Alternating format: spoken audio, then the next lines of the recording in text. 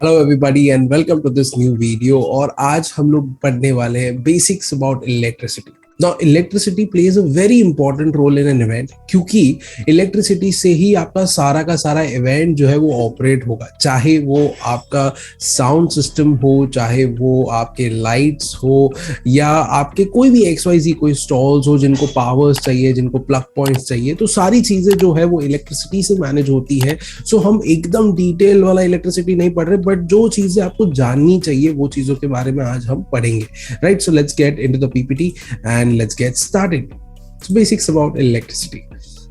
सबसे पहले जब भी आप कोई इवेंट पे जाओगे ना, तो बहुत बारी आपको पीछे किस तरह से दिखाई देगा। तो ये जो है ना वो देसी तरीका है, देसी जुगाड़ वाला तरीका है। अर्थिंग को आप वाटर के अंदर करते हो और बाल्टी वगैरह लगाते हो। सो इस तरह से आपको देखने मिलेगा। अभी भी प्रॉपर सिटीज जो है मुंबई, दिल्ली, वहां पे कम देखने मिलेगा, बट जो विलेज एरिया है वहां पे अभी भी आपको इस तरह का काम देखने मिलेगा। बट इमेजिन करो, ये दिखने में इतना खतरनाक है तो कितना खतरनाक हो सकता है। एंड बहुत बारी कभी इसमें से एक आध वायर भी, बिकॉज ये बहुत सारे जॉइंट्स होते हैं, बहुत सारे वायर ओपन होते हैं, कभी किसी इक्विपमेंट से वो वायर कट जाता है तो इलेक्ट्रिसिटी लीक होने के बहुत ज्यादा चांसेस है। राइट, सो और इलेक्ट्रिसिटी के साथ हमें चांस नहीं लेना चाहिए।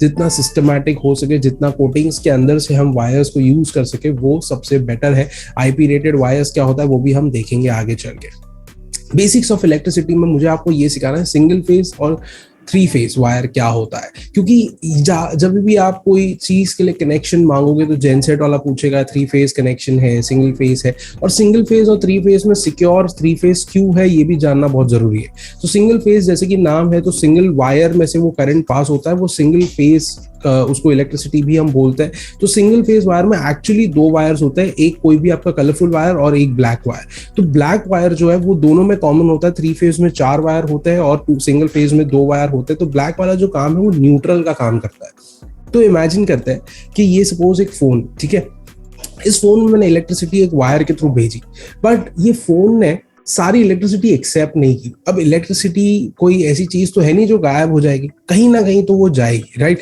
तो अब वो जो एक्स्ट्रा इलेक्ट्रिसिटी है या तो वो फोन के ऊपर से आपके अंदर जाके अर्थ में जा सकती है, दूसरा ऑप्शन है कि वो दूसरे वायर से रिटर्न होके वापस मेन हब पे चले जाए और घूम के जितना इलेक्ट्रिसिटी रिक्वायर्ड है वही हो जाए। तो ब्लैक वायर जो है ना वो न्यूट्रल वायर वही काम करता है। सो ब्लैक वायर से होता क्या कि जो भी एक्स्ट्रा इलेक्ट्रिसिटी हम दे रहे हैं वो एक्स्ट्रा इलेक्ट्रिसिटी ब्लैक वायर से घूम के वापस से आ जाएगी, and that is how the extra electricity जो है वो बाहर नहीं आती इक्विपमेंट की और आपको करंट नहीं लगता।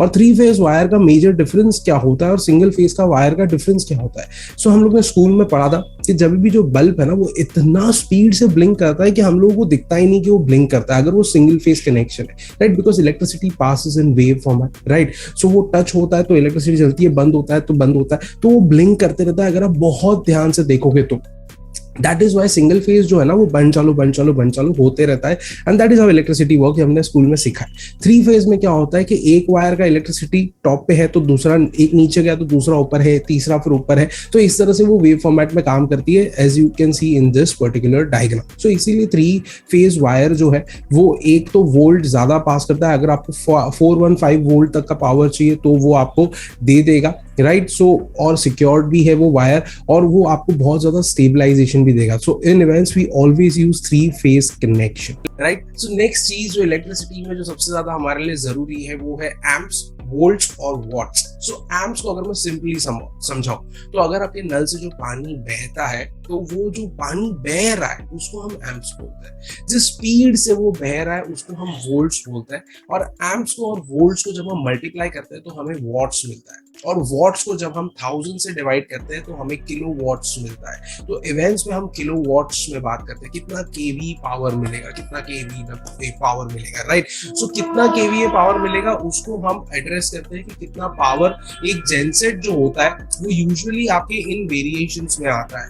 25 किलोवाट्स, 64 किलोवाट्स, 128 किलोवाट्स, 256 किलोवाट्स, और इसके ऊपर अगर आपको चाहिए तो आपको मल्टीपल जेनसेट्स मंगाने पड़ते हैं। राइट, सो अगर आपको पता होता है कि चलो ये सपोज साउंड है, दो बेस दो टॉप, आपका 5 किलो वॉट्स में हो जाएगा, आपकी 10 लाइट्स 5 किलो वॉट्स में हो जाएगी, तो आप क्या करते हो, एक 25 किलो वॉट्स का जनरेटर मिला देते हो। But the thing to note here is, ये तो चलो बहुत सिंपल था कि आपको अपना इलेक्ट्रिशियन और साउंड वाला जो है वो बता देगा मुझे कितना पावर लगेगा, बट कभी कभी क्या होगा ना, वो आपको बोलेंगे मुझे 24 या 25 किलोवाट्स पावर लगेगा आपका टोटल पावर कंजम्पशन, और आप 25 केवी का जेनसेट मंगा देते हो।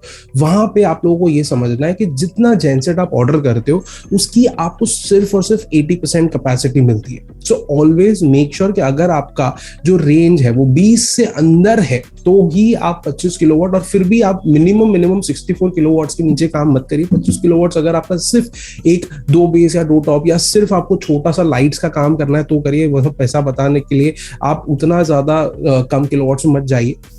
नेक्स्ट थिंग जो नोट करनी है कि अगर आपके दो बड़े बड़े पावर कंजम्पशन की चीजें हैं, जैसे सपोज सबसे बड़ा जो क्लैश होता है, सपोज एक केटरिंग वाला है, केटरिंग वाले को एक 3 फेज का डबल कनेक्शन चाहिए उसका उसका ये चलाने, ग्रिल चलाने के लिए, राइट। तो वो बहुत ज्यादा पावर कंजम्पशन और बहुत फ्लक्चुएटिंग भी होता है, बहुत ज्यादा हीटअप हो जाता है, बहुत ज्यादा लो हो जाता है, वैसा हो जाता है। और उसी पे आपने साउंड डाला है तो होगा क्या, अगर इसने फॉल्ट किया तो आपका साउंड भी फॉल्ट करेगा, अगर इसने फॉल्ट किया तो लाइट्स भी फॉल्ट करेगी।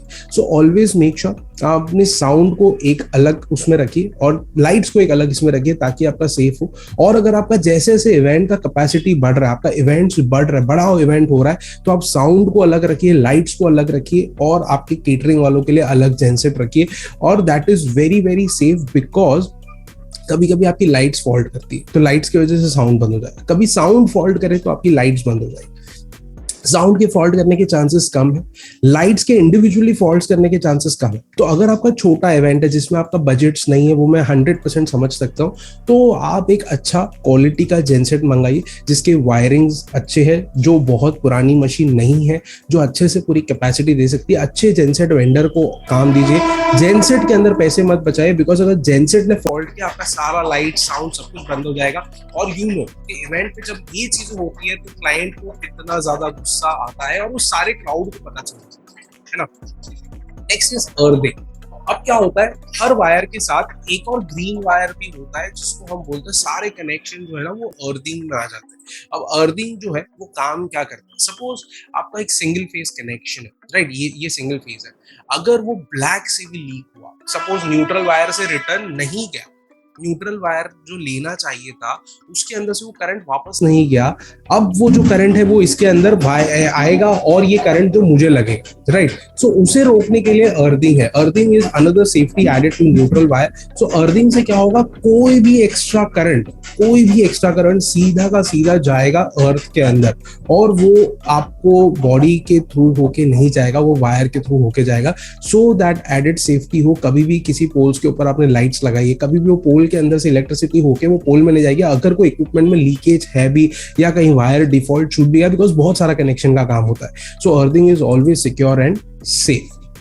Next is your IP rated wire. आपने समझा होगा, सुना होगा IP65, IP66, IP67। सो IP65 जो है वो यूजुअली हमारे इवेंट्स में वायर यूज होता है। अब IP65 होता क्या है, IP65 जो है ना वो डस्ट और वाटर के अगेंस्ट भी आपकी कोटिंग होती है, तो प्रोटेक्शन अगर water jets from any angle और डस्ट और उनके वजह से भी आपको कोई भी आपके वायर्स के ऊपर प्रेशर नहीं आएगा, कितना भी डस्ट हो पानी हो, आपके ये वाटर रेजिस्टेंट वाटर सिक्योर्ड और आपके डस्ट रेजिस्टेंट और डस्ट सिक्योर्ड वायर्स होते हैं। तो यहाँ पे आप लोग देख सकते हो कि अगर आई स्टैंड्स फॉर आईपी तो एक ये हो गया, उसके बाद ये 65 जो नंबर है ना वो यहाँ से आप देखते हो, अगर वो IP44 है तो वो क्या होगा प्रोटेक्शन फ्रॉम, और 44 में क्या होगा IP65, यहाँ पे आप देख सकते हो IP66 देख सकते हो, 67 देख सकते हो, 68 देख सकते हो, right. So depending on event ये वायर्स की कोटिंग और क्वालिटी चेंज होती है, और आप लोग यहाँ से ये डायग्राम से समझ सकते हो कि IP65 का मतलब क्या है। नेक्स्ट इज, आप लोगों को ये वायर्स जो है ना वो डिफरेंट कलर्स में दिखेंगे नहीं, जैसे मैंने आपको बताया 3 फेज है तो आपको हर जगह पे रेड येलो ग्रीन वायर्स नहीं दिखेंगे, आपको एक बड़ा सा ब्लैक कलर का वायर दिखेगा या बड़ा सा इस तरह का वायर दिखेगा, और ये स्विचेस दिखेंगे। ये स्विचेस जो है वो स्विचेस से हम काम करते हैं, बिकॉज वो जो वायर्स होते हैं इतने सारे इंडिविजुअल वायर्स से हम काम नहीं कर सकते। तो ऐसा जाके मत बोलना इवेंट पे कि आपको रेड ग्रीन वायर नहीं दिख रहा, 3 फेज नहीं है। So this are the switches, ये स्विचेस के थ्रू आपको दिखते हैं, राइट। सो IP65, 67 और यहाँ पे आप लोगों को सिंगल फेस का कलर दिख रहा है, यहाँ पे ट्रिपल फेस का कलर दिख रहा है। सो इस तरह के आपके वायर्स की कोटिंग होती है।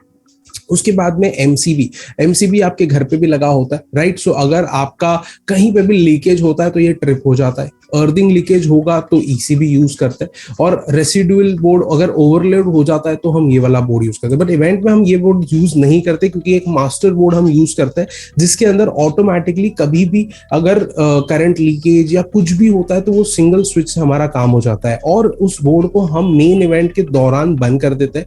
बिकॉज क्या होता है, अगर कहीं से भी थोड़ा सा भी लीकेज है जो अर्निंग से भी जा रहा है, तो वो लीकेज आपको ऑटोमेटिकली डिटेक्ट करके सारा स्विच बंद करता है। और इवेंट के बीच में हम लोगों को वो नहीं चाहिए, हम ट्रायल रन, स्ट्रेस रन के टाइम पे ये सारे स्विचेस यूज करते हैं ताकि कहीं से लीकेज तो नहीं हो रहा है वो हमें पता चल जाए। Right, so that is it for electricity. Electricity के बाद जो नया टॉपिक आता है वो होता है इवेंट टेक्नोलॉजीज। और इवेंट टेक्नोलॉजीज मैंने इसके अंदर एक्सप्लेन नहीं किया, मैंने ऑलरेडी एक बहुत अमेजिंग वीडियो बना के यूट्यूब पे डाला है। सो अगर आप उस टाइप के पर्सन है जिनको टेक्नोलॉजीज में इंटरेस्ट है कि नए नए टेक्नोलॉजीज क्या होते हैं, और ये वीडियो मैं आपको डेफिनेटली बोलूंगा देखिए, बिकॉज न्यू एज जो वेडिंग्स हो रही है टेक्नोलॉजी की साइड जा रही है, काफी सारी टेक्नोलॉजिकल चीजें, रोबोट्स, आपके काइनेटिक्स, आपके होलोग्राम्स, और ये सारी चीजें मैंने इसके अंदर एक्सप्लेन की है, तो आपको काफी मजा आएगा ये वीडियो देखने में। सो नेक्स्ट वीडियो को तो आप देखिए, उसके साथ साथ यूट्यूब पे जाके इवेंट टेक्नोलॉजी ट्रेंड्स मेरे चैनल पे जाके ये वीडियोस देखिए, तो इसके अंदर से आपको काफी कुछ समझ में आएगा टेक्नोलॉजी के बारे में। राइट, सो इसी के साथ मिलते हैं अगले वीडियो में, हम देखेंगे साउंड के बारे में। तब तक हंसते रहिए, मुस्कुराते रहिए।